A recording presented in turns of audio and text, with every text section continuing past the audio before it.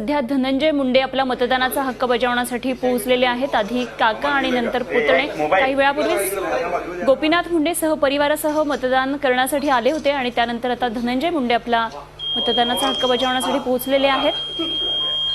बीडची लक्षवेधी लढत ठरण्याचे एक कारण म्हणजे धनंजय मुंडेंनी केलेली बंडखोरी आणि पुकारलेला एल्गार।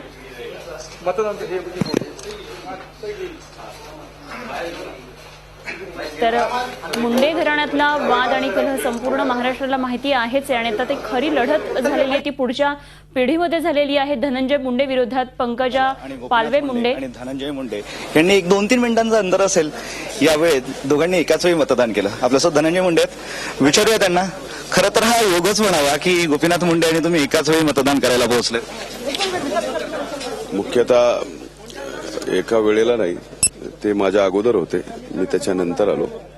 मला माहित नव्हतं की ते इतक्या लवकर मतदानाला येतील, पण मी माझ्या नेहमीच्या वेळेला मतदानाला आलो आणि मतदान मी केलंय। गेल्या काही दिवसांपासून तुम्ही आक्रमक प्रचार करताय, काय चित्र बघताय बीड जिल्ह्याचं? नाही, बीड जिल्ह्याचं चित्र ज्या दिवशी राष्ट्रवादी काँग्रेस आणि काँग्रेस पक्षाची उमेदवारी ही सुरेश धस यांना मिळाली त्या दिवसापासूनच चित्र या जिल्ह्यात स्पष्ट झालं होतं आणि त्या दिवशीच उमेदवारी जाहीर झाल्यानंतर आमचा अर्धा विजय निश्चित झाला आणि त्यानंतर आम्ही लोकांकडे जाऊन प्रचार करून विकासाच्या मुद्द्यावर ही निवडणूक आम्ही नेली आणि त्या मुद्द्यावर आम्हाला खात्री आहे की या बीड जिल्ह्यातली जनता सुरेश अण्णा धस यांना विजयी करेल। गोपीनाथ मुंडे आता बोलताना म्हणालेत की काहीही झालं आणि कुणीही आलं तरी मी विजय मिळवून दाखवतो आणि मला विरोध करणारे सगळे आता पाहून घेतील। विजय असतो कसा ते हे पहा, आज शेवटचा दिवस आहे त्यांचं स्वतःचं समाधान त्यांना करण्याचा।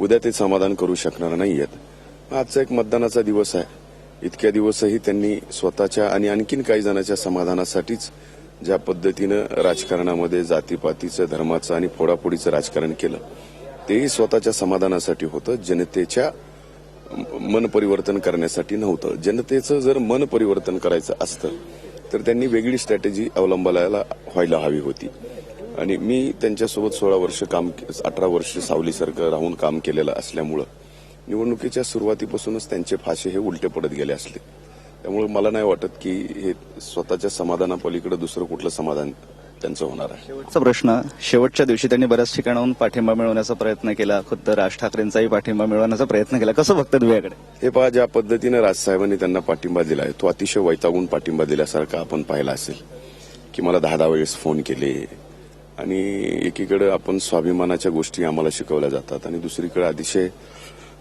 स्वाभिमान बाजूला ठेवून कुठंतरी आपली सीट आता यावी आणि त्याच्यासाठी पाय झाकायच्या प्रयत्नामध्ये त्यांचं अंग उघड पडलेलं या एकूण मनसेच्या पाठिंब्यातून मला दिसून येत आहे।